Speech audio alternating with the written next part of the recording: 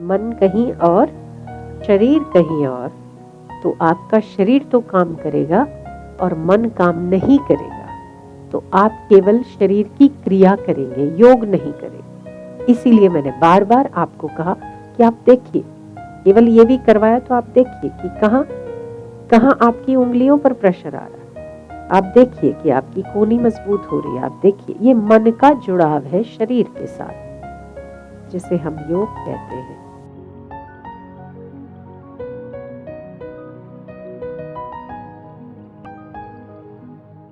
योग सिद्ध होता है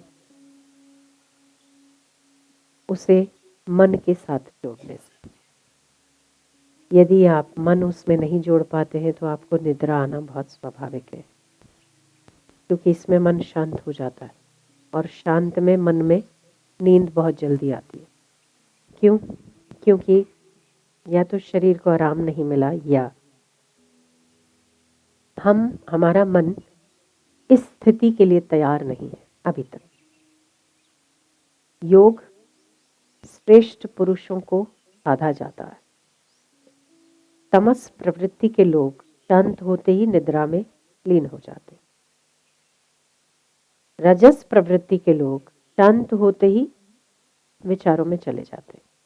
सात्विक प्रवृत्ति के लोग मन को शरीर के साथ, शरीर और मन को बुद्धि के साथ, शरीर मन और बुद्धि को आत्मा के साथ जोड़ने में सफल होते हैं। योग क्यों कहते हैं इसको?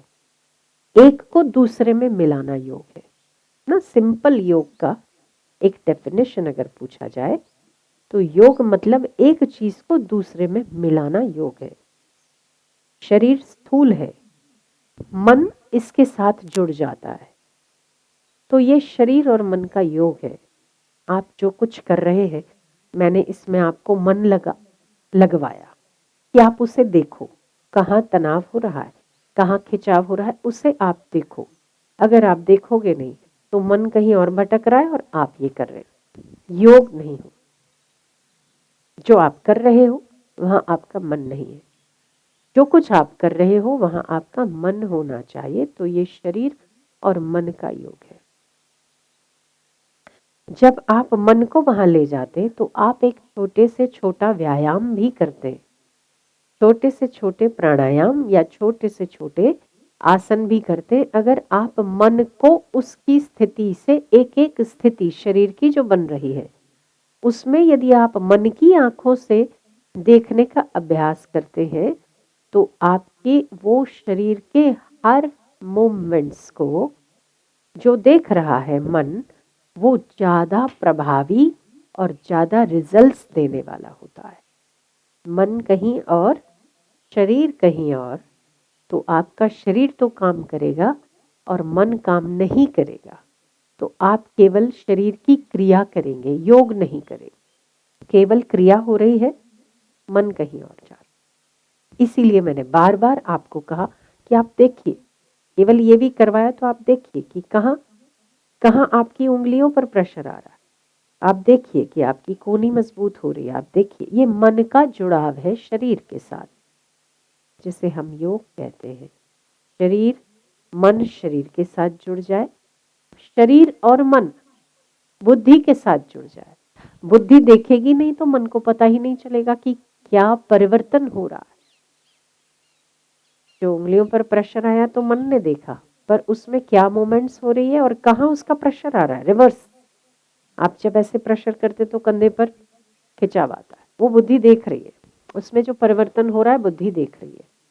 तो शरीर, मन और बुद्धि, ये तीनों का सामंजस्य बैठाना, एक दूसरे में मिलना योग है।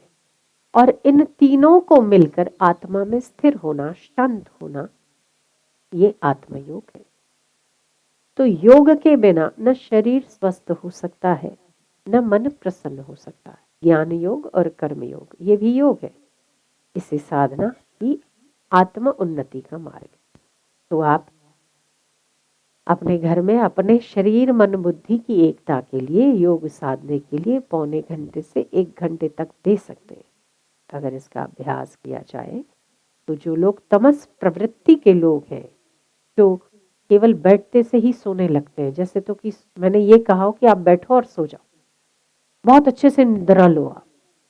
हाँ, ये भी एक योग है, निद्रा लेना भी योग है, पर वो शवासन में। अगर आप अभी ध्यान के लिए बैठे तो आपका चित्त ध्यान में होना चाहिए। अगर आप सोने के लिए बैठे तो शवासन में आपको नींद ही आनी चाहिए, ठीक है, वहां आपका मन नहीं चलना चाहिए। आप जो कुछ कर रहे हैं आप वही रूप हो जाए तो ये योग है। अभ्यास बहुत आवश्यक है, इसीलिए आप योगी लोगों को अधिक निद्रा लेते हुए नहीं देखेंगे, अधिक भोजन करते हुए नहीं देखेंगे, फिर भी वो आपको बड़े स्फूर्तिवान दिखते हैं। नींद कम होने की वजह से वो ऐसे स्ट्रेसफुल नहीं रहते, क्योंकि वो शरीर मन और बुद्धि को कुछ देर के लिए भी सही साध लेते हैं, योग कर लेते हैं। तो उनकी वो जो डेफिशिएंसी है किसी नींद की, या थकान है, या आराम का अभाव है, वो उस चीज से ग्रहण कर लेते। तो हमें योग साधना है, हम साधना के पथिक हैं, तो हमें योग तमस से रजस में, रजस से सात्विकता में आना है। इससे आपकी इंद्रियां जो जहां तहां बिखरी हुई और जहां तहां बहती हुई है, वो भी इंद्रियों की सारी ऊर्जा आपके मन में, मन की सारी ऊर्जा बुद्धि में, और बुद्धि की सारी ऊर्जा आत्मा को जानने में लग जाए।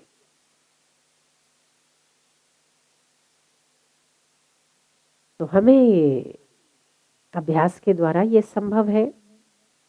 हाँ, नाम जप के द्वारा संभव है। हम जितना जितना सात्विकता को प्राप्त करते हैं उतना उतना इंद्रियों से ग्रहण करने वाली वस्तुएं हमसे छूटने लगती है, जो कि एक पहला स्टेप है। भोजन कम, भजन ज्यादा, भोग कम, योग ज्यादा। अगर हम ये नहीं साध सकते हैं तो हम इंद्रियों को अपने नियंत्रण में नहीं ला पाएंगे। योग उसी का सत्ता है जिसकी इंद्रियां नियंत्रण में होती है। तो पांचों इंद्रियां हैं, सुनना, देखना, स्पर्श करना, ये सारी इंद्रियां आपके नियंत्रण में आ सकती है योग के द्वारा।